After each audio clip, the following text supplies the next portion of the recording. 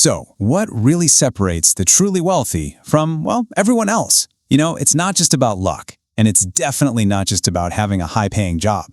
Today, we're going to dive into the wisdom of a self-made multimillionaire, Mark Tilbury, to really break down 7 crucial things you have to avoid if you want to build real, lasting wealth.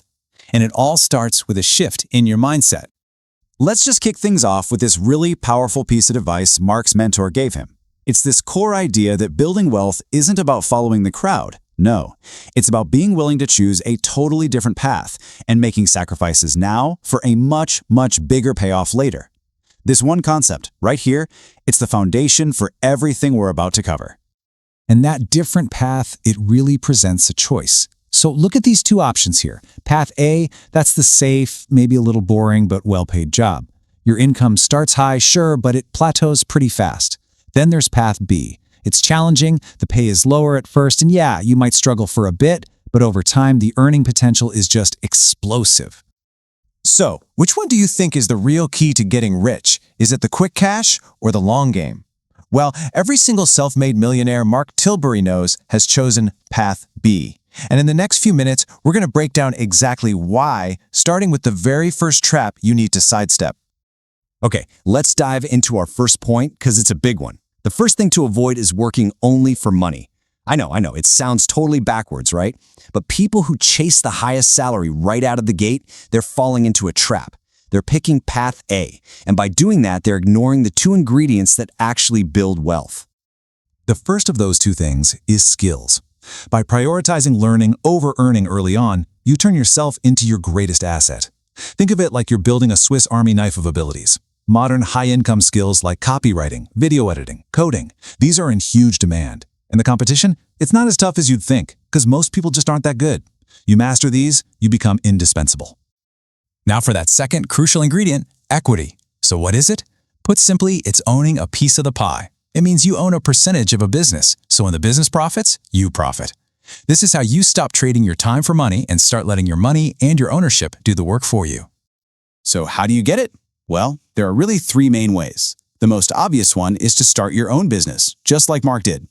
But you can also earn what's called sweat equity by being so valuable to a company that they literally give you a stake in it. Or you can just purchase it directly. The key is to first become someone who's worthy of that equity. Now, if you avoid that first trap, it sets you up perfectly to avoid the second. And this one, it is everywhere, especially on social media. Buying a luxury lifestyle you simply cannot afford. The Lamborghini in Dubai, the $500 steak, it looks like success, but so often it's just an illusion that's paid for with a whole lot of debt. And here's the harsh reality behind all that flexing online.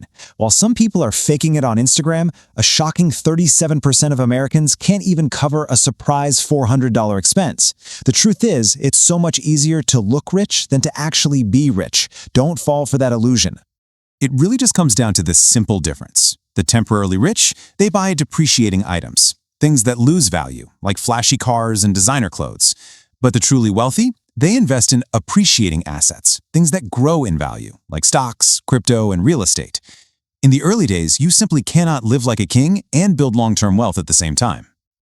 All right, the third thing to avoid is the myth of the solo genius. You might be brilliant at what you do, but no matter how hard you work, you will never ever outperform a group of talented people working together toward the same goal. It's just not possible. I mean, take Elon Musk. He might seem like a lone wolf, but he was part of the original team that launched PayPal. And when eBay bought them, that team, who are now famously known as the PayPal Mafia, they didn't just go their separate ways. Oh no. They collaborated, they invested in each other, and they went on to create or fund these massive companies like YouTube, LinkedIn, and SpaceX. Their collective success it's a testament to the power of collaboration. The fourth trap is something that I think we all face every single day, having way too many inputs. Everyone has an opinion about what you should do, right? From your career to your fitness routine. It is so easy to feel like you're being pulled in a million different directions. And all of that noise, it leads to this. Cognitive overload. It's when your brain just can't cope with the overwhelming amount of information and choices.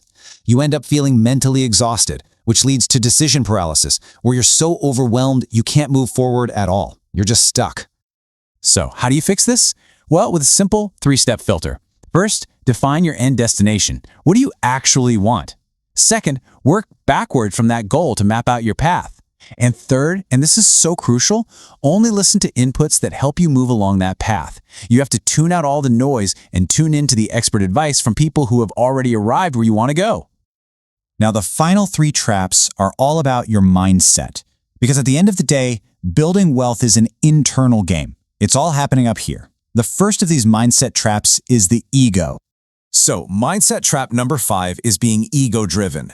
Arrogant people think they already know everything, so why would they listen or learn from anyone else?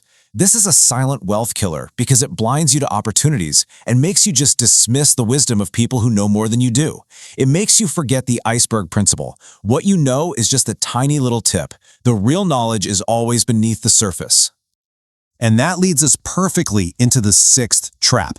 This Chinese proverb just says it perfectly. The man who blames others has a long way on his journey. The man who blames no one has already arrived. Just let that sink in for a second. To really get this, think about having 2 tools. The magnifying glass lets you hyper-focus on other people, and that leads to the blame game. The system is rigged. My boss doesn't like me.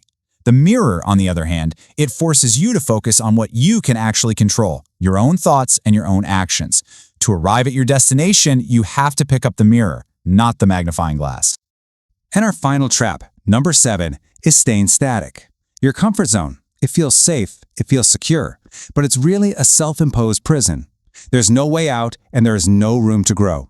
It's really no surprise that over half of people admit they rarely leave their comfort zone, and so many of them worry they'll one day regret it. Mark's own journey is the perfect example of how to break out of this prison. He stepped out of traditional education to become an apprentice. Then he pushed further with side hustles. He took a huge risk to start his own business. And even after years of success, at age 53, he expanded his comfort zone again to start a YouTube channel. He never, ever stopped pushing the boundaries. So, the crucial point is this. What do all 7 of these lessons really boil down to? It's that you are your greatest asset. Building wealth isn't about the job you have or the car you drive.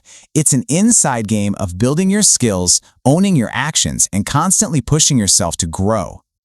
Which leaves us with a final question. Knowing everything we've just covered, what is one small step, just one, that you can take this week to start expanding your own comfort zone? Think about it, because that single step, that's where the journey truly begins.